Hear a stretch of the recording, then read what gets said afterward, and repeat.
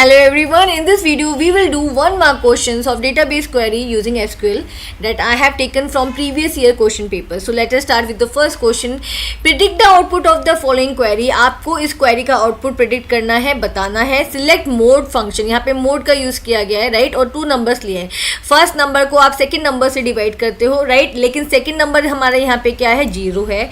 Okay, अगर आपका dividend कोई भी नंबर है और second number that is divisor 0 है तो क्या होता है, मोड क्या रिटर्न करता है, मोड नल वैल्यू रिटर्न करता है. तो यहाँ पे आपका आंसर होगा second, that is null value. Fine.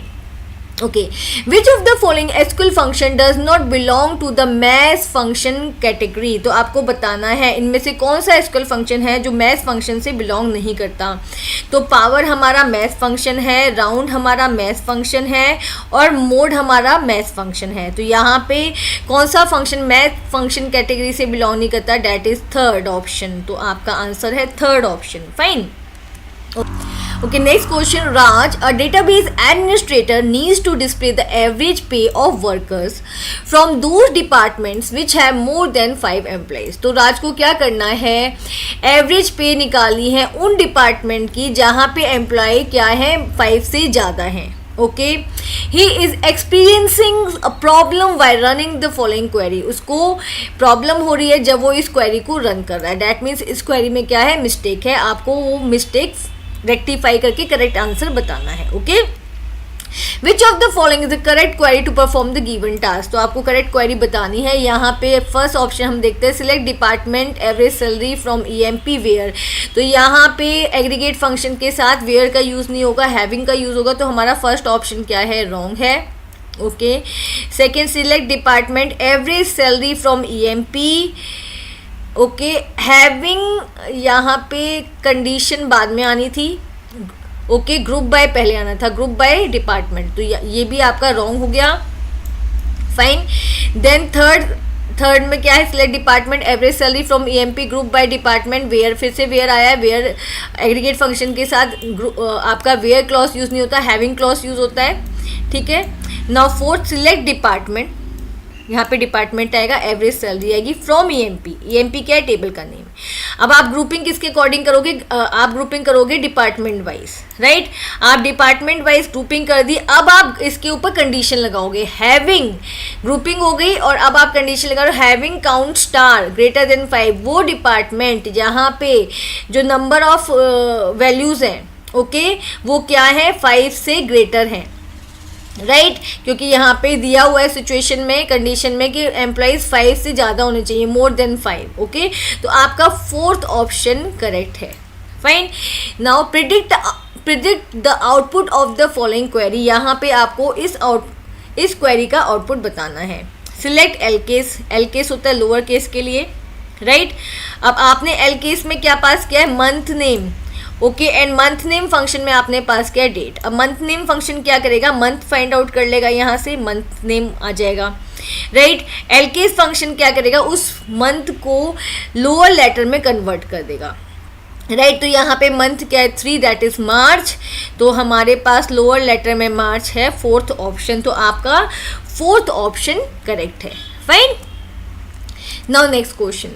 With reference to SQL, identify the invalid data type. आपको बताना है इनमें से invalid data type कौन सा है. तो आपका डेट डेटा टाइप वैलिड है, इंटीजर भी वैलिड है, वेरकेर भी वैलिड है. ठीक है. तो आपका इनवैलिड डेटा टाइप कौन सा है, month. Month is not a data type, right. तो आपका कौन सा ऑप्शन करेक्ट है, fourth. Now, in SQL the equivalent of UCase is. SQL में UCase फंक्शन का equivalent फंक्शन कौन सा होता है, UCase क्या होता है, कोई भी whatever the string you are passing in it, आप कोई भी string वैल्यू इसमें पास कर रहे हो वो किस में कन्वर्ट हो जाएगी, अपर केस में कन्वर्ट हो जाएगी, राइट. और सेम फंक्शन कौन परफॉर्म करता है, upper function. UCase function and upper function दोनों का जो काम है, दोनों का जो वर्क है वो सेम है. ये क्या करते हैं, स्ट्रिंग को अपर केस में कन्वर्ट कर देते हैं, कैपिटल लेटर में कन्वर्ट कर देते हैं. Okay, now you have a table called sales that contains sales data for a retail store. आपके पास एक टेबल है जिसका नाम है sales, right. उसमें क्या है, sales data है, रिटेल स्टोर का. Okay, which SQL aggregate function can be use to calculate the total number of rows और records in the sales table. तो आपको बताना है कौन से एग्रीगेट फंक्शन का यूज़ करके आप ये बता सकते हो कि सेल्स टेबल में कितनी रोज हैं, कितने रिकॉर्ड्स हैं. फाइन. तो यहाँ पे मैक्स फंक्शन मैक्सिमम वैल्यू बताता है, मिन function minimum value, average function average find out करता है. ओके, तो यहाँ पे जो ऑप्शन करेक्ट है वो क्या है, count function. Right, count function क्या करता है, it returns the number of non null values. Right, तो जितने भी रिकॉर्ड्स होंगे, नल रिकॉर्ड्स को ये काउंट नहीं करेगा बट नॉन नल रिकॉर्ड्स को ये काउंट करके डिस्प्ले करा देगा. Okay. Now next question, which of the following SQL queries is used to retrieve rows from the customer table where the email column contains null values. तो आपको बताना है कि आप कौन सी क्वेरी का यूज़ करोगे कस्टमर टेबल से रोज़ को एक्सेस करने के लिए, रिट्राइव करने के लिए, जहाँ पे ईमेल कॉलम क्या है, नल है. सिर्फ वही रोज़ एक्सेस करनी है, वही रोज़ आपको रिट्राइव करनी है जहाँ ईमेल कॉलम में वैल्यू नल है. तो फर्स्ट देखते हैं, select star from customer where email equals to null. तो ईमेल इक्वल टू आता नहीं है, यहाँ पे इज नल या इज नॉट नल का यूज होता है. Select star from customer where email is not null. Not null मतलब वो नल नहीं होना चाहिए, ये भी रॉन्ग हो गया क्योंकि हमें नल वाला चाहिए जहाँ पे ईमेल क्या है, नल है. Select star from customer where is null email, this is wrong. Now select star from customer where email is null. तो आपका ऑप्शन डी क्या है, करेक्ट है. Fine.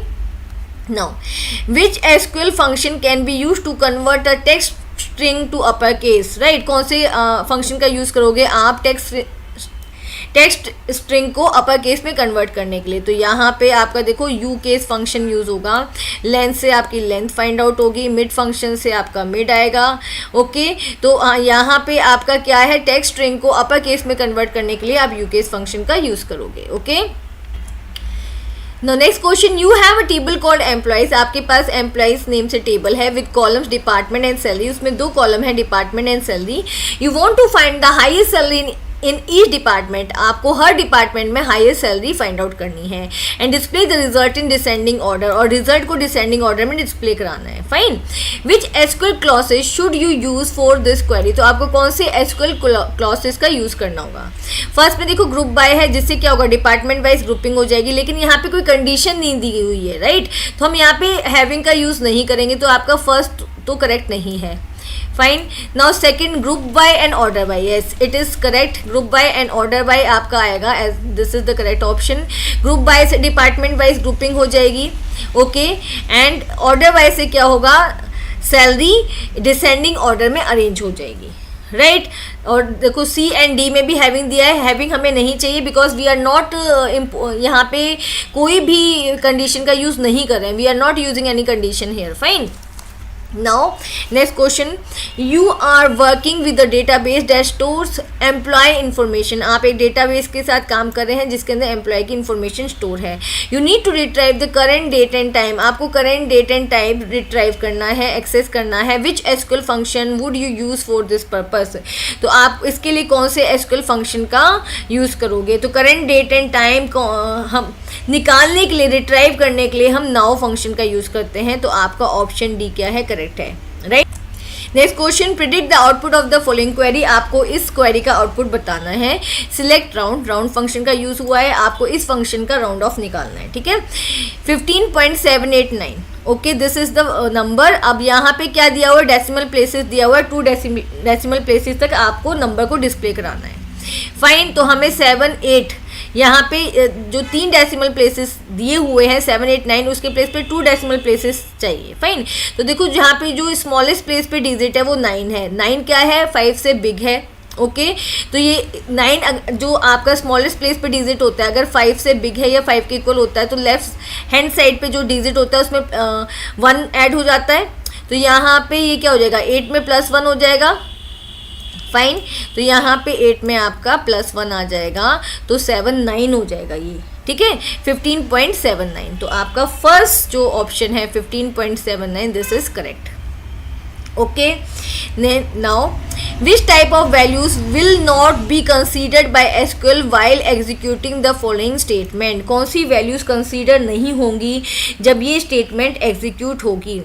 Select count column name from inventory. तो यहाँ पे count function का use हुआ है.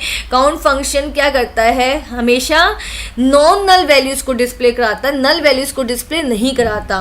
तो यहाँ पे null values count नहीं होगी. इस query को जब आप execute करोगे, ओके, तो एक पर्टिकुलर कॉलम नेम में अगर नल वैल्यूज हैं तो वो काउंट नहीं होंगी. Fine. Now we have next question. If column fee contain the data set.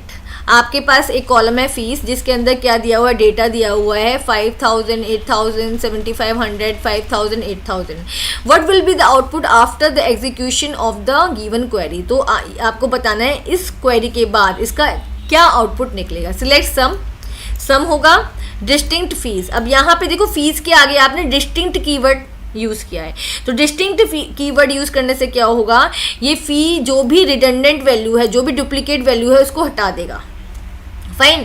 तो यहाँ पे देखो 5000 टू टाइम्स आया तो 5000 हट जाएगा. 8000 भी टू टाइम्स आया तो 8000 भी हट जाएगा एक बार. तो आपका किसका एडिशन होगा? आपका 7500 प्लस 5000 प्लस 8000 का एडिशन होगा. ओके, क्योंकि यहाँ पे सम फंक्शन का यूज़ किया गया है. तो क्या रिजल्ट आएगा आपका? 20500. Okay, first option 20500. Okay. Now, which SQL statement do we use to find out the total number of records present in the table orders? आप कौन से स्टेटमेंट का यूज़ करोगे total number of records find out करने के लिए? आपको बताना है कि कितने रिकॉर्ड्स हैं, टोटल नंबर, आपको नंबर बताना है. ठीक है. सिलेक्ट स्टार फ्रॉम ऑर्डर से क्या होगा? पूरी टेबल ही आ जाएगी. ये नंबर ऑफ रिकॉर्ड्स नहीं बताएगा. ओके. सेकंड क्या है? Select count star from orders. तो ये आपका करेक्ट है क्योंकि काउंट स्टार फंक्शन क्या करेगा? It will count all the rows from the table. ये टेबल की सारी रोज को काउंट करके आपको शो कर देगा, चाहे रोज डुप्लीकेट हो, चाहे नल वैल्यूज कंटेन करती हो, लेकिन it will count all the rows from the table. Fine. Now next question. Which one of the following is not an aggregate function? इनमें से कौन सा फंक्शन एग्रीगेट फंक्शन नहीं है? तो यहाँ पे सम, काउंट एंड एवरेज क्या है? एग्रीगेट फंक्शन है. लेकिन राउंड क्या है? राउंड आपका मैथ फंक्शन है. तो आपका ऑप्शन 1 करेक्ट है. Round is not a aggregate function. Now, which one of the following function is used to find the largest value from the given data in MySQL? अगर आपको एक data set में से largest value निकालनी है तो आप कौन से फंक्शन का यूज़ करोगे? आप करोगे मैक्स फंक्शन का use. Okay. Now, in SQL which function is used to display the current date and time? current date and time display करने के लिए हमारे पास कौन सा फंक्शन है? now फंक्शन है. now function displace the current date and time. Okay. Now, the average function in MySQL is an example of. average function किसका example है? average function है aggregate function का example. Okay. then right the output of the following SQL command. Select round. अब यहाँ पे आपको round function के अंदर एक वैल्यू पास की गई है, लेकिन नंबर ऑफ डेसिमल प्लेसेस यहाँ पे नहीं बताए गए हैं कि क्या होंगे number of decimal places. Okay. जब नंबर ऑफ डेसिमल प्लेसेस नहीं बताए जाते हैं, नहीं स्पेसिफाई किए जाते हैं, तो क्या होता है? It round of the number two the closest integer. तो वो ये क्या होगा? नंबर राउंड ऑफ हो जाएगा क्लोजेस्ट इंटीजर तक. ठीक है. तो ये इसका सबसे क्लोज इंटीजर क्या होगा? 50. 49.88 का होगा 50. तो यहाँ पे हमारा कौन सा ऑप्शन करेक्ट है? Option D. Okay. Okay everyone, if you like my video, please like it, share it and subscribe my channel. Thank you.